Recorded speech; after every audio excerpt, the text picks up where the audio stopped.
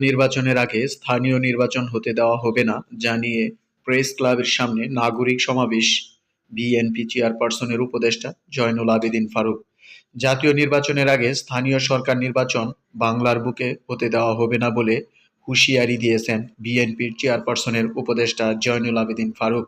সোমবার 17 ফেব্রুয়ারি জাতীয় প্রেস ক্লাবের সামনে তৃণমূল নাগরিক আন্দোলনের উদ্যোগে স্থানীয় নির্বাচনের আগে জাতীয় নির্বাচনের দাবিতে এক নাগরিক সমাবেশে তিনি একথা বলেন। ফারুক বলেন, বিএনপি অতীতে জনগণের সাথে কখনো বিশ্বাসঘাতকতা করেনি, ভবিষ্যতেও করবে না। তার প্রমাণ ৭১ সালের মুক্তিযুদ্ধে যখন স্বাধীনতার ঘোষণা করার জন্য কোনো মানুষ ছিল না, তখন তৎকালীন মেজর জিয়াউর রহমান স্বাধীনতার ঘোষণা করেছিলেন।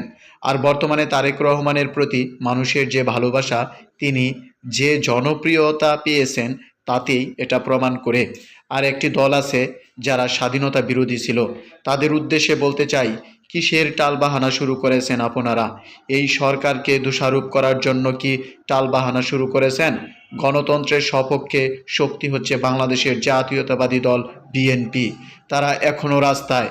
জনগণের অধিকার আদায়ের জন্য বিএনপি আন্দোলন সংগ্রাম করে যাবে, যে পর্যন্ত না জনগণের অধিকার ফিরে আসে। প্রধান উপদেষ্টা ডক্টর মোহাম্মদ ইউনূসের উদ্দেশ্যে তিনি বলেন, ছাত্র জনতার রক্তের উপর প্রতিষ্ঠিত আপনার সরকার, ছাত্র জনতা বিশ্বাস নিয়ে আপনাকে এই দায়িত্ব দিয়েছে। দয়া করে এই বিশ্বাসের অবহেলা করবেন না। যারা আপনার কানে কানে কথা বলে তারা আওয়ামী লীগকে আবার পুনর্বাসনের চেষ্টা করেছে, তাদের রুখে দিতে হবে। প্রধান উপদেষ্টার উদ্দেশ্যে সাবেক বিরোধী দলীয় এই চিফ হুইপ বলেন, আপনি এমন একটা নির্বাচন দেন যে নির্বাচন দেখে হাসিনাও যেন বলে এটাই বাংলাদেশ।